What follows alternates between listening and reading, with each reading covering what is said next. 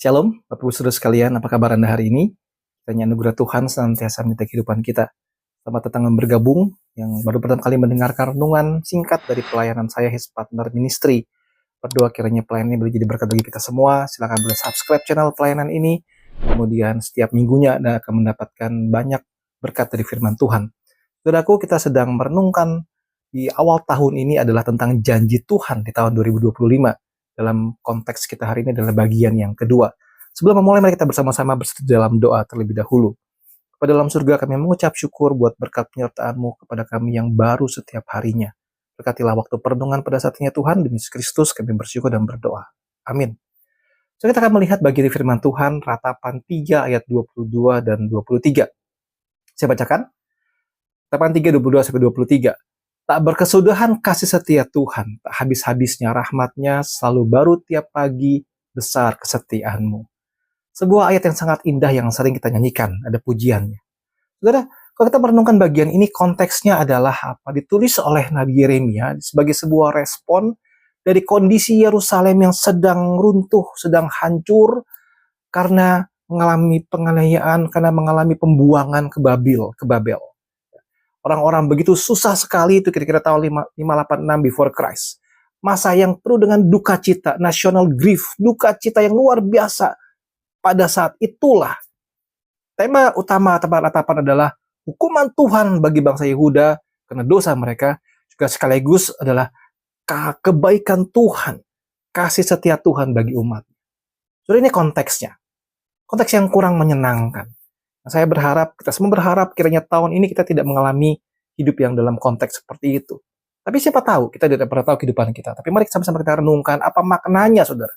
Kalau kita membaca bagian ini dikatakan, tak berkesudahan kasih setia Tuhan. Kita tahu bahwa kasih Tuhan, kebaikan hati Tuhan, kemurahan Tuhan itu tidak berkesudahan. Dan ada menambahkan di situ, selalu baru setiap pagi. Saudara, coba kita renungkan sejenak. Apa maksudnya selalu baru setiap pagi? Saudara, setiap pagi kita bangun pagi. Kita melihat matahari terbit.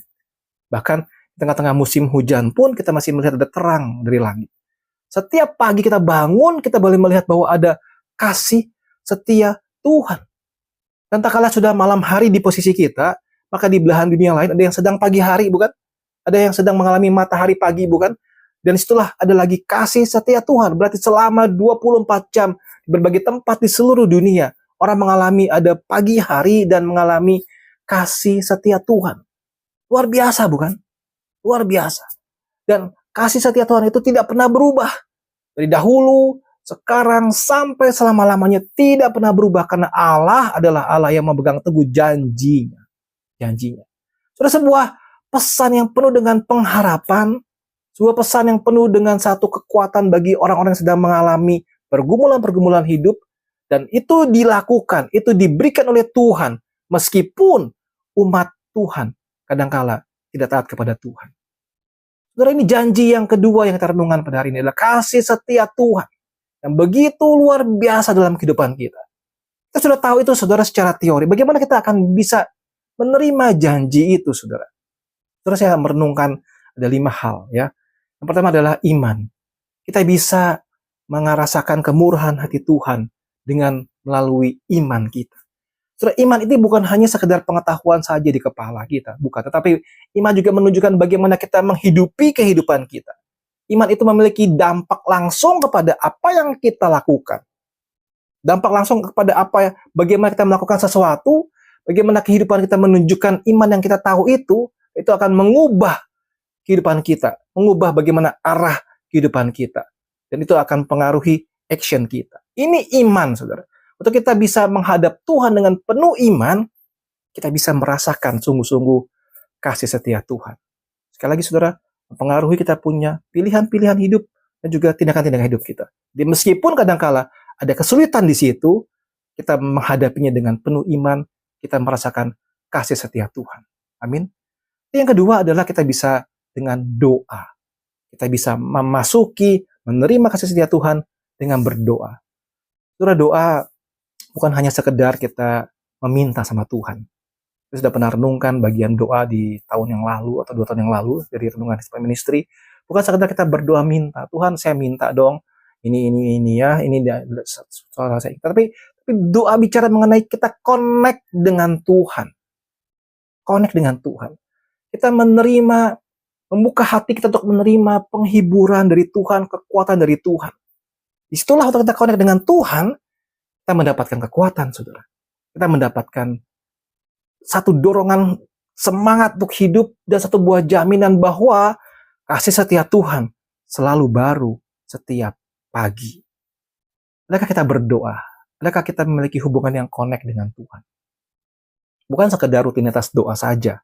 Doa pagi, doa mau pergi ke kantor, doa mau pergi ke sekolah, doa makan siang, doa makan pagi, dan sebagainya. Bukan itu, tapi betul-betul connect dengan Tuhan. Coba kita renungkan, saudara, di awal tahun ini. Apakah hidupmu connect dengan Tuhan? Saudara, yang ketiga, yang pertama tadi adalah iman, kedua adalah berdoa, yang ketiga adalah dengan berdiam diri, being still. Saudara, Mazmur 46 ayat yang ke-10 berkata begini ya, diamlah dan ketahuilah bahwa akulah Allah. Aku ditinggikan di antara bangsa-bangsa, ditinggikan di bumi. Diamlah dan ketahuilah bahwa akulah Allah.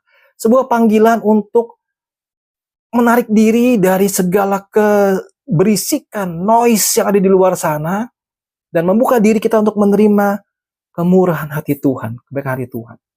Saudara, being still. Ini susah. Zaman sekarang orang begitu heboh, begitu tergesa-gesa, dunia begitu cepat sekali. Untuk kita bicara soal being still, itu sebuah tantangan bagi kita. Terus sehari-hari untuk kita bekerja, untuk kita beraktivitas ya.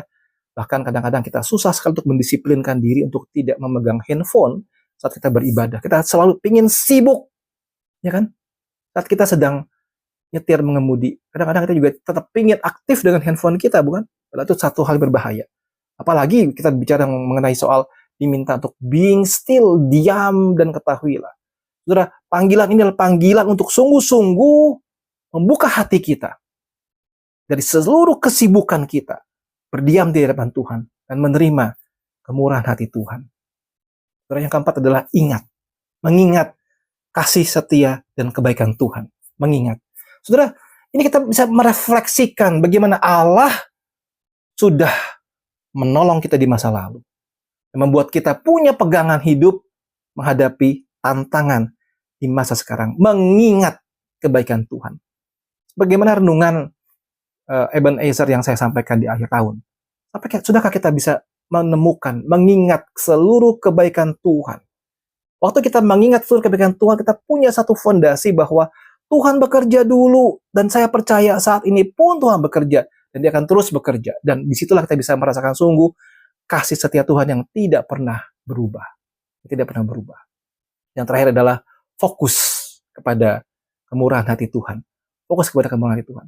Kita tidak bisa menerima kemurahan kebaikan hati Tuhan jika kita tidak mencarinya. Betul?